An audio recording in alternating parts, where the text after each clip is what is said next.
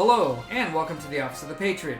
If you are a returning viewer or subscriber, welcome back, and thank you for your continued viewership. It is appreciated. My name is Myron Ybarra, and I'm your host. Today's discussion is about public order crime, also known as vice crime, and its role in our criminal justice system today. Much of the conversation is going to revolve around drug crime because that's the most publicized and controversial public order crime we have in the books today. First, let's define what public order crime is. According to the United States Department of Justice, public order crimes are acts considered illegal because they conflict with social policy, accepted moral rules, and public opinion. Usually, these crimes have no direct victim, and in some cases, do not require the guilty party to know that they're illegal. These are also known as status offenses. The most common examples are drug use and sales, prostitution, gambling, and most traffic laws. I'm sure many of you have experienced being pulled over by the police for allegedly speeding. One of the first questions you're asked is, do you know how fast you were going? Whether you know how fast you were going or not is actually immaterial. The fact that you were breaking the speed limit is enough to find you guilty of the crime. In this situation, not only is it a public order crime, but it is also a status offense as well. What's a status offense? Well, in simple terms, a status offense does not require one of the two major elements of a crime. There's actually a third element, but for this example, it's immaterial. The first element of a crime is the guilty act, known as actus reus. The next element is the guilty mind, known as mens rea. And this is an overly simplistic definition and example. So if you're an attorney, feel free to comment below if I missed something or if more clarification is warranted. The definition of public order crime noted that these crimes are based on social policy, moral rules, and public opinion. It is the components to these public order crimes that make me wonder if, as a society based on liberty and freedom, should we have public order crime at all? I know this question is counter to most conservative ideology, and I am a conservative, but I do not believe public order crime serves a legitimate public and criminological interest here in the United States. And here's why. First, the morals of a society change over time.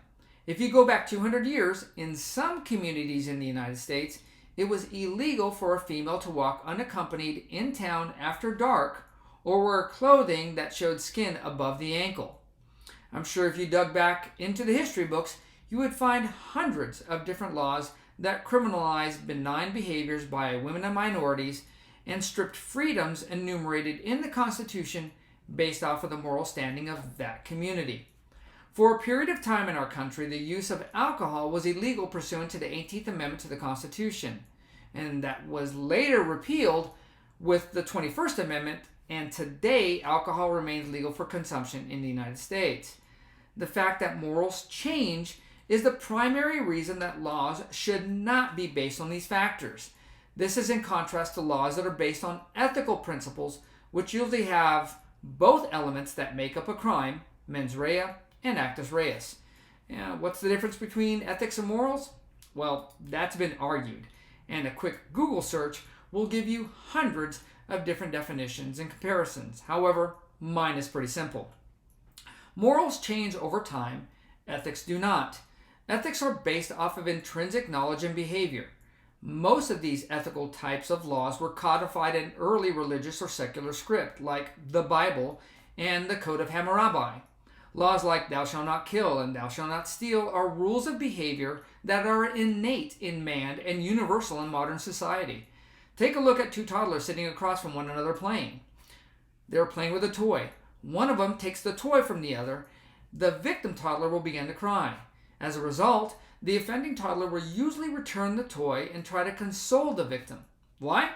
Because most human beings understand the idea of harm, consequence, and forgiveness.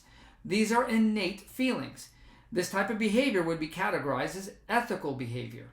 Next, public order crime is based off of the moral climate of the society at a specific time. Today, many people believe that activities like drug use and sales, prostitution, gambling, and traffic violations do more harm than good, and as a result, need to be outlawed.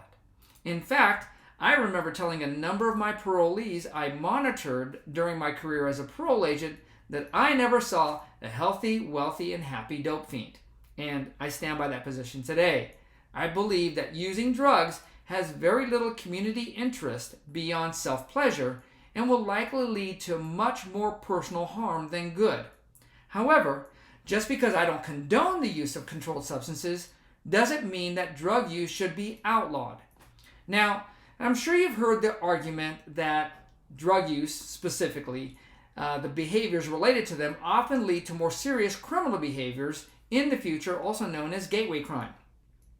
The jury is out whether this is true or not, depending on which study you cite. However, what is true is that people should not be punished for a crime that has yet to take place, just to provide a feeling of safety, even if there's a potential for more serious criminality. Take a look at our red flag laws. They fall into this category.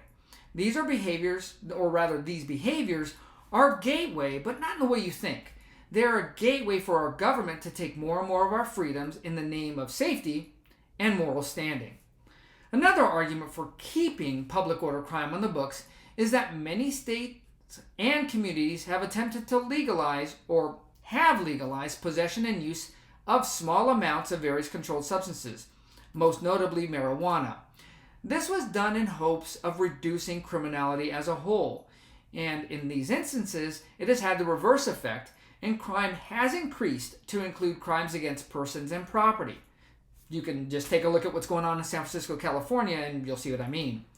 Well, while this is true, I don't believe this position paints the entire picture accurately.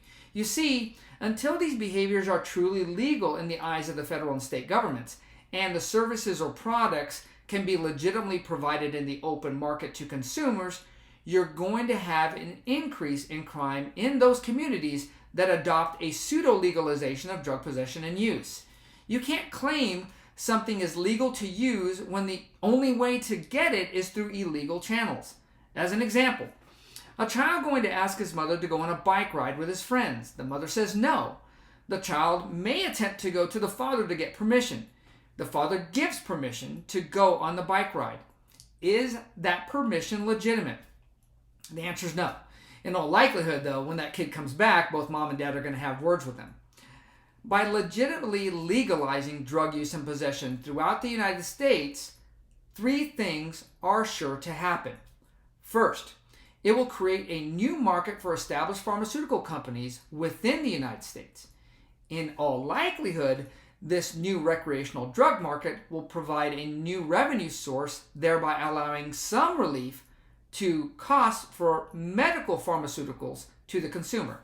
As a side benefit, consumers, the drug users, will get a safer product which should reduce the number of accidental overdoses. Next, we reduce a significant expenditure of our tax dollars by our government for the war on drugs. Law enforcement. This will allow us to scale down and in some cases close many law enforcement agencies, both federal and state prisons, and focus criminal justice department's attention to crimes that negatively affect persons, property, and liberty. And finally, we destroy one of the primary financial markets of organized crime, and that's drug sales. Organized crime uses people's vices that are not available on the open market to make money. When was the last time you saw a hand-to-hand illegal liquor transaction on a street corner? When drugs can be purchased legally through any retail establishment authorized to sell them, the likelihood of illicit hand-to-hand narcotic transactions will all but disappear. And so will organized crime's primary revenue source. They will have to make money by engaging in crimes against persons and property. And that, as a society, we can make the penalties for doing so extremely uncomfortable for those who wish to engage in this type of criminality. As I said at the start of this presentation, most of these public order crime behaviors I do not condone. That said, I believe in the founding principles of our republic, freedom and liberty. And as long as these activities don't have a direct impact on a person that is not engaged in them or wish to do so, then I don't believe they should be criminalized at all. That's all I have for this episode. However, given my views on public order crime, are contrary to mainstream conservative ideology, I expect some counterpoint. So please take the time to comment. And while you're there, subscribe, smash the like button, and share my channel on your social media. It's always appreciated. And as always, have a great day and stay safe out there.